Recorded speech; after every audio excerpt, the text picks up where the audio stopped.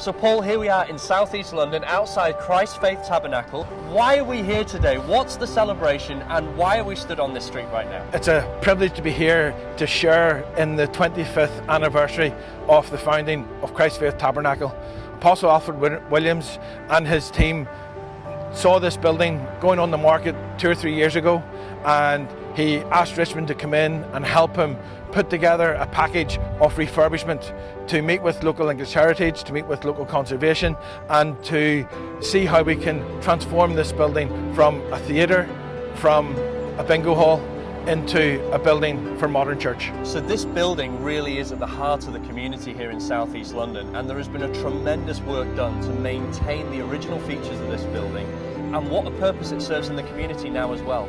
The location of the building is very important for Apostle Williams. The church isn't the building, the church is the people and a witness for the people. And this building is situated in Woolwich on the outskirts of the pedestrian precinct, a very busy thoroughfare for people passing by, and the church do a great witness to the local community and further afield. When you walk into this building, it is one of those buildings where your jaw hits the floor.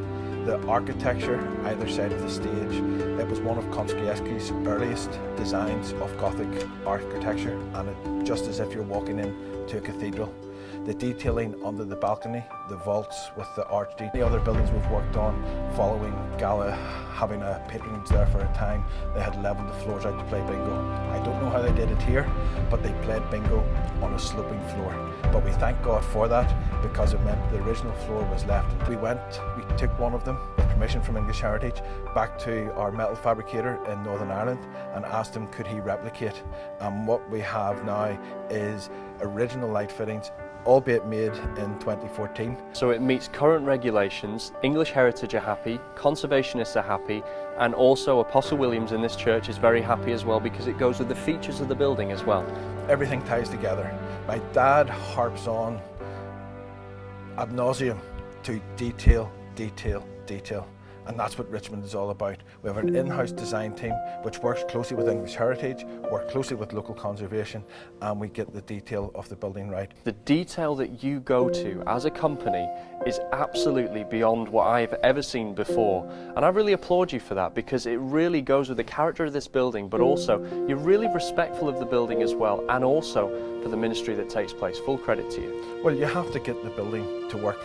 CFT and other large ministries that have bought this type of theatre building have invested significant sums within it, and we have to understand the character of the building, we have to understand the heritage of the building, but also we have to be able to adapt that building while retaining the character and heritage to meet the needs of a modern growing church. So Paul, as you walk through the main entrance and you come into this part of the building, it really is stunning. When I saw this place, I was absolutely amazed at the ceiling, the lights, all the features. Can you tell us a bit about this room and the attention to detail in this room? This is the inner foyer, Jonathan, and as you rightly say, the detail within this room is unbelievable, from the ceiling to the carpet and everything in between. This is the main meeting area. We have an outer foyer which Richmond manufactured and put a new reception desk, a welcome point, a registration point. But when you come through into this area, this is a large enough space for mingling, for fellowship before and after service and so on. There's an overhang of a walkway leading around the first floor area, and under that overhang we actually manufactured and installed bookcase units for resources for CDs, DVDs, books, and the church are able to display Book of the Month or many different products and necessary Christian resources for building up in the faith. When we came into this area as Gala, it was painted in dark, gaudy green colours and so on, and was very depressing. The windows behind us were closed up. We were able to reopen all the windows to allow natural daylight to come into this area, and it's absolutely stunning as a result of a simplistic thing of opening up the windows to allow daylight back in. There is a real atmosphere here, isn't there? How does you putting the building together actually impact upon that atmosphere? How does that work? Well, Jonathan, it's true what they say, first impressions matter. And this area, when you come into it, first impressions is wow.